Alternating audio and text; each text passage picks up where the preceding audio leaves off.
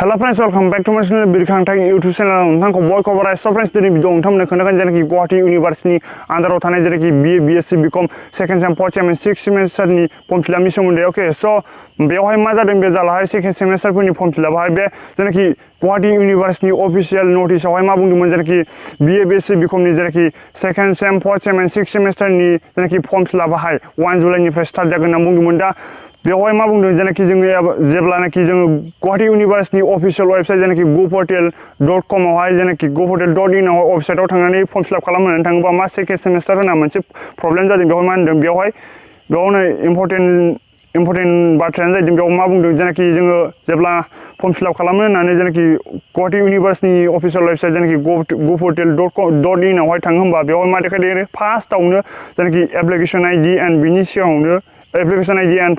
password केपचानि गोजौआव मा देखायदों important नटआ नै बेयाव नायबानो जाबाय नोंथांमोना दि सेकेन्ड सेमेस्टार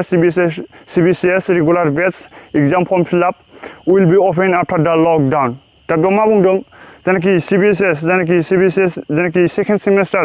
बिथांमोननि सेकेन्ड सेमेस्टार स्टुडेन्टफोरनि थाखाय बे मा फर्म फिलआपआ मा लकडाउननि उनावसो ओपन जागोन होनना बुंदों फर्म फिलआपआहाय दा लकडाउनावबो माला जागोन जोबगोन जेनाखि लकडाउनावबो माला जोबगोन बेयाव बुंदों आफ्टर द लकडाउनसो होनदों आफ्टर द लकडाउनावबो माला जोबगोन खौथ' बुंनो हाया स' जेनाखि गोबां स्टुडेन्टफोरा मा सेकेन्ड सेमेस्टारावहाय फरायनाय स्टुडेन्टफोरा गोबां गोनो गोथो एबा माने डाउट जागासिनो दं आरोखि ना जेनाखि गुवाहाटी इउनिभार्सिटिनि बे अफिसियेल वेबसाइटआव एबा अफिसियेल नटिसआवहाय बुंखादोंमोन जेनाखि second semester and fourth sem and six सेमनि मा फर्म फिलआपहाय 1 जुलाइनिफ्राय जागोन होननानै बाट बेवहाय मा जाखो नै दाना इम्परटेन्ट बाथ्राया मा होनदों सेकेन्ड सेमेस्टारनि जेनाखि CBCS रेगुलार बेचनि फर्म फिलआपआ मा लकडाउननि उनावसो जागोन होनना बुंदों दा सेकेन्ड सेमेस्टाराव जाय स्टुडेन्टफोरा सेकेन्ड सेमेस्टाराव फरायदों एबा जाय स्टुडेन्टफोरा सेकेन्ड सेमेस्टाराव फरायाखै जेनाखि फर्थ सेम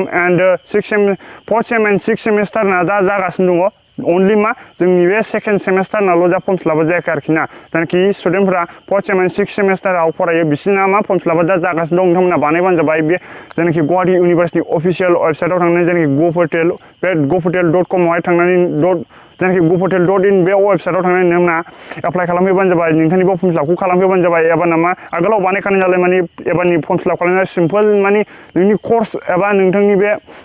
कर्सखौ सेलेक्ट खालामदो माने नोंथाङा अबे मिडियामाव फरायो बेखौ सेलेक्ट खालामदो बिनि उनावहाय मा पेमेन्ट मेथड बेखौहाय मा सेलेक्ट खालामबानो जाबाय आरोखि ना स' जोबोद सिम्पोल आरोखि ना एबारनि बानायनांगौ आरोखि ना जेनाखि फर्थ सेम एन्ड सिक्स सेमेस्टारनि बे स्टुडेन्टफोरनि थाखाय दा फर्थ सेम एन्ड सिक्स सेमेस्टारनि स्टुडेन्टफोरा दा बिसोरनि फर्म फिलआपआ दा जागासिनो दं अनलि मा जोंनि बे सेकेन्ड सेमेस्टार स्टुडेन्टफोरनाल' दा जायाखै आरोखि ना अके स' आसा खालामो नोंथांमोना बे भिडिअखौ नायनानै जेनाखि जाय स्टुडेन्टफोरा सेकेन्ड सेमेस्टाराव फरायो नोंथांमोना बे भिडिअखौ नायनानै नोंथांनि बे गोनो गोथो जानाय एबा डाउट माने क्लियार जाबाय जानो हागौ जेनाखि जाय स्टुडेन्टफोरा सेकेन्ड सेमेस्टाराव फरायो बिथांमोननि फर्म फिलआपआ दा जायाखै आरोखि ना जाथ'वाखै आफ्टार द लकडाउननि उनावसो जागोन होनना बुंदों जेब्लानाखि सेकेन्ड सेमेस्टारनि फर्म फिलआपआ जागोन नोंथांमोननो साननैसो एडभान्स आङो नोंथांनो भिडिअ बानायना खोन्थागोन आरोखि ना स' नोंथांमोना नेक्स्ट भिडिअखौ वाइट खालामनानै थाबानो जाबाय अके स' दिनै भिडिअ एसेनोसै नोंथांमोना दिनै भिडिअखौ नायना मोजां मोना भिडिअखौ लाइक खालामदो आरो शेयार खालामदो नोंथांमोना आंनि चेनेलखौ साबस्क्राइब खालामाखैबा अननानै चेनेलखौ साबस्क्राइब खालामदो आरो शेयार खालामदो बेल आइकनखौ प्रेस खालामदो जेब्लानाखि आं गोदान भिडिअ आपल'ड खालामो बिनि नटिफिकेसनखौ मोननो थाखाय स' फ्रेन्ड्स दिनै देखायनोसै गुड बाय